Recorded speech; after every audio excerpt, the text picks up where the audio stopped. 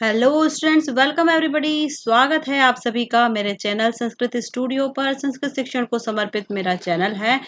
और देखिए, एक छोटा सा प्रयास है आप सभी स्टूडेंट्स के लिए। अपकमिंग एग्जाम के लिए जो भी आप प्रिपरेशन कर रहे हैं, संस्कृत सब्जेक्ट को पढ़ते हैं तो उसको आसान बना दिया जाए। जो गलतियां अभी तक करते आए हैं वो नहीं हो। और देखिए, हमारा टॉपिक चल रहा था समास, और समास में व्यधिकरण तत्पुरुष के सारे भेद हम देख चुके थे। आज से हम स्टार्ट कर रहे हैं समास का बहुव्रीहि वाला भेद। बहुव्रीहि समास को भी हम बहुत आसान तरीके से यहाँ पर सीखने वाले हैं स्टूडेंट्स। और देखिए, बहुव्रीहि का नाम आते ही आपके दिमाग में क्या आता है? अन्य पद प्रधान है, वह बहुव्रीहि है। देखिए, बहुव्रीहि एक बार मैं स्लाइड ले लेती हूँ, एक सेकेंड रुकिए। बहुव्रीहि और द्वंद्व दोनों ही हमें पढ़ने हैं। बहुव्रीहि समास कैसा है? अनेक मन्य पदार्थ मतलब कि अन्य पदार्थ प्रधान समास जो होता है बहुव्रीहि समास है। अन्य पदार्थ की प्रधानता में समर्थ पदों के साथ समास होता है। पूर्व पद और उत्तर पद से भिन्न किसी तृतीय पद के अर्थ को प्रधानता दी जाती है, यानी कि दो पद जो आपके सामने उपस्थित हैं उन दोनों का कोई अर्थ नहीं, कोई अन्य अर्थ उससे निकलता है, वह है बहुव्रीहि समास। और समस्त पद का लिंग निर्धारण अन्य पद के लिंग के आधार पर होता है, यानी कि जिसके लिए कहा जा रहा है उसके आधार पर समस्त पद का लिंग निर्धारित होगा। ठीक है। देखिए, हमने बहुव्रीहि जो है दो प्रकार का यहाँ पे पढ़ा है। ये कौन सा है? समानाधिकरण और व्यधिकरण। ऐसे ही भेद आपने कहाँ पर देखे थे? तत्पुरुष के अंदर समानाधिकरण और व्यधिकरण भेद से। अब देखें इसके उदाहरण। सबसे पहली बात आपके दिमाग में मैं ये बता दूं कि अगर आपके मस्तिष्क में ये बात है कि बहुव्रीहि का तात्पर्य किसी न किसी पर्टिकुलर एक के लिए कहा गया है, तो ऐसा नहीं है। ठीक है। हमें बहुव्रीहि का नाम आते ही लंबकर्ण, दशानन, इस तरह के उदाहरण याद आते हैं। लेकिन ये उदाहरण तो यहाँ पर हैं ही, साथ ही आपको बहुत सारे उदाहरण यहाँ पर ऐसे देखने को मिलेंगे जो कि पर्टिकुलर किसी एक के लिए नहीं है। ठीक है, मतलब निश्चित नहीं है कि वही होगा। जैसे कि देखिए, पीतांबर, आपको यहाँ पे उदाहरण दिख रहा है। मैं अभी आपको सारे उदाहरण देखकर बताऊंगी। सबसे पहले इसे देख लीजिए, पीतांबर। पीतांबर का तात्पर्य आपको पता है, विष्णु। ठीक है। लेकिन श्वेतांबर, इसका मतलब क्या है? श्वेत है वस्त्र जिसका, है ना। श्वेत है वस्त्र जिसका, तो श्वेत है वस्त्र जिसका वो कोई एक तो नहीं हो सकता है, पर्टिकुलर एक नहीं हो सकता। इसी तरह से दिगंबर, दिग है अंबर जिसका, तो वो कोई एक नहीं हो सकता है। इसीलिए मैं यहाँ पे कह रही हूँ कि अगर आपके मस्तिष्क में ये बात है कि इनका पर्टिकुलर एक ही कोई मतलब है, तो ये गलत है। ठीक है। चलिए, अब यहाँ से हम स्टार्ट करते हैं। प्राप्तोदक, प्राप्तम उदकम यम स, ये है आपका क्या? बहुव्रीहि का उदाहरण। प्राप्त रथ, प्राप्त रथ यम स, आरूढ़ वानरः, आरूढ़ वानरः यम स, हुत होमः, हुतः होमः येन सह, सुत सोमः, सुतः सोमः येन सह, कृत कृत्यः, कृतं कृत्यं येन सह, पीतांबरः, पीतम अंबरम यस्य स, श्वेतांबरः, श्वेतम अंबरम यस्य स, चतुर्मुखः, चत्वारि मुखानि यस्य स, दशाननः, दश आननानि यस्य स, लंबकर्णः, लंबौ कर्णौ यस्य सः, उद्विग्नमनः, उद्विग्नः मनः यस्य स, विधवा, विगतः धवः यस्या सा। देखिए, विधवा है, स्त्री है, तो यहाँ पे यस्या सा हो जाएगा। वीर पुरुषः, वीराः पुरुषाः यस्मिन् सः, क्या तात्पर्य है इसका? वीर पुरुष है जिसमें वह देश, वह ग्राम, ऐसा। तो ये अर्थ यहाँ पे निकल रहा है। और देखें,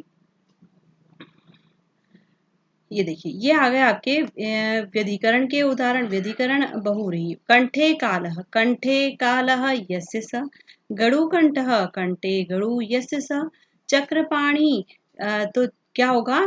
चक्र पाणौ यस्य स, है ना, धातु में है जिसके वह, वीणा पाणी, वीणा पाणौ यस्या सा। सारी बात समझ में। जहां पे स्त्रीलिंग है तो उसके आधार पर विग्रह पद में आप ऐसे ही लगाएंगे। चंद्रशेखर, चंद्र शेखरे यस्य स, इस तरह से हो जाएंगे इनके विग्रह। यहाँ पे विग्रह की जो स्थान मैंने खाली छोड़े हैं आपकी प्रैक्टिस के लिए, अभी बोल कर बता दिया है, आप इनको फिल करेंगे। इसी तरह का नोट्स भी प्रिपेयर करेंगे।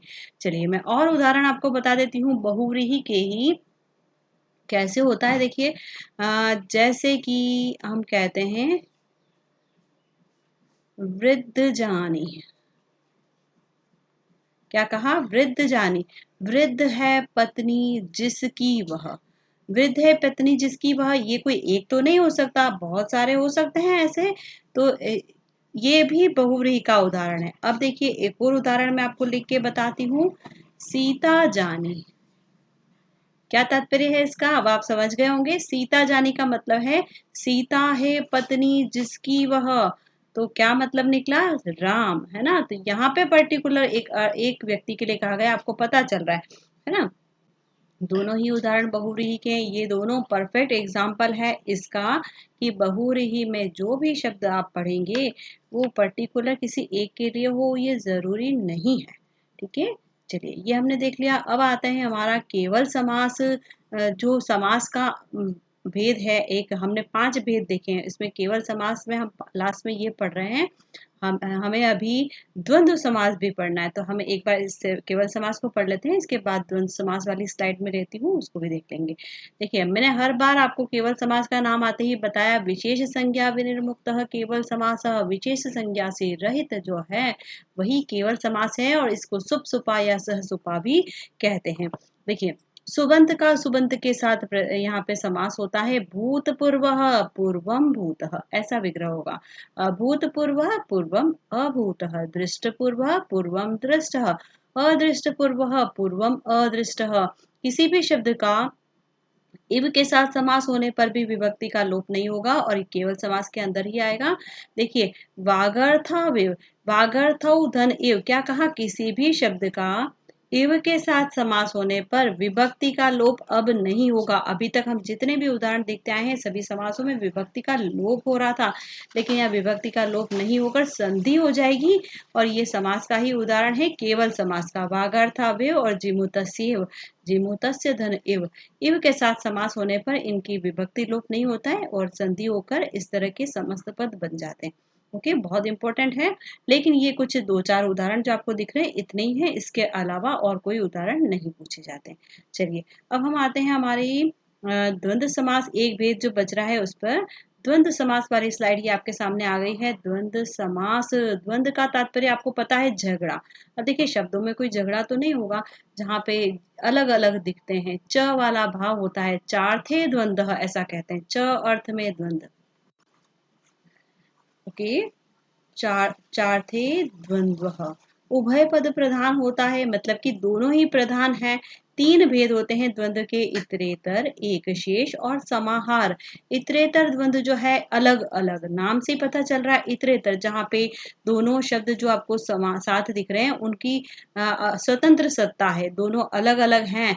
तो ये हो गया आपका इतरेतर। हरि हरौ, हरिह च हरह च, इंद्र वायु, इंद्र च वायु च, वायु का द्विवचन जो है ऐसे ही होता है, दीर्घ इसलिए लिखा है। ठीक है, इधर द्विवचन लग जाएंगे।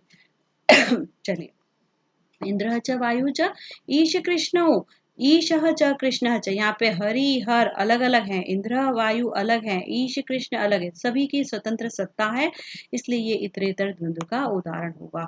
एक शेष द्वंद्व, एक शेष द्वंद्व में यहाँ पे आप देखिए एक ही शेष दिखेगा, शब्द आपको समस्त पद में एक शेष दिखेगा और विग्रह पद में अलग अलग दिखेगा। जैसे शिवः च शिवौ, दो हैं तो इधर द्विवचन हो जाएगा। हरिह च हरि, हरि का द्विवचन ऐसे ही होता है, हरिह हरि हर यह, ऐसे होता है, तो द्विवचन में ऐसा लिखा जाता है। अब देखिए इधर रामः च रामः च, 3 हो गए, मतलब 2 से अधिक हुए तो बहुवचन, इधर बहुवचन का एक पद लिख दिया। हंसः च हंसी च हंसौ, इधर हंसः च भी हो सकता है। चटकः च चटका च चटकौ, चटकः च भी हो सकता है।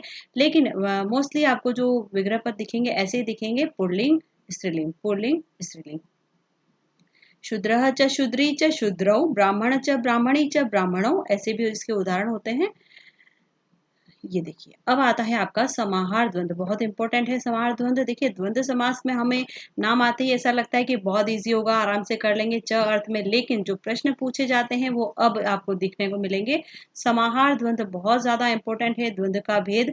उदाहरण देखेंगे इसमें, उदाहरण जो है आपके अलग अलग कैटेगरी वाइज डिवाइड कर दिए गए हैं। अंगवाची, प्राणी अंगवाची, ठीक है, वाद्य यंत्र, सेना अंगवाची, शूद्र जंतवः, शाश्वत विरोध और विपरीतार्थक शब्द।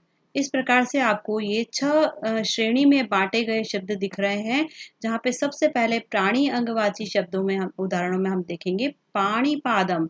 यहाँ पे प्राणी के अंग के रूप में आपको दिखेंगे। तो पाणी च पादौ च, पाणी क्यों लिखा है? पाणी ये एक वचन होता है, 2 है तो मात्रा दीर्घ हो जाती है पाणी। पाणी च पादौ च, 2 हाथ 2 पैर। कंठ तालु, कंठः च तालु च। शिरोग्रीवम, शिरः च ग्रीवा च। वंशी वीणम, वंशी च वीणा च। क्या है? वाद्य यंत्र वाला। मार्दंगिक पाणविकम, मार्दंगिकः च पाणविकः च।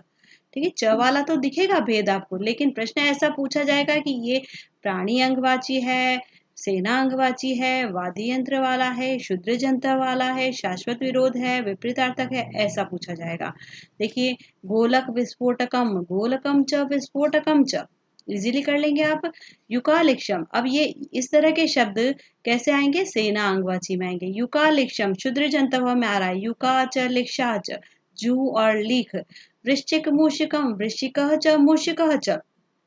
ठीक है, यहाँ पे देखिए ये सब क्या है? वृश्चिक मूषक, ये सब क्षुद्र जंतु है। लेकिन अगर मार्जार मूषक आता है तो क्षुद्र जंतु में नहीं, फिर शाश्वत विरोध में आता है। मार्जार बिल्ली, मूषक चूहा, तो चूहे बिल्ली का तो शाश्वत विरोध है। अही नकुलम, तो सांप और नेवला, तो ये किस में आ रहा है? शाश्वत विरोध में।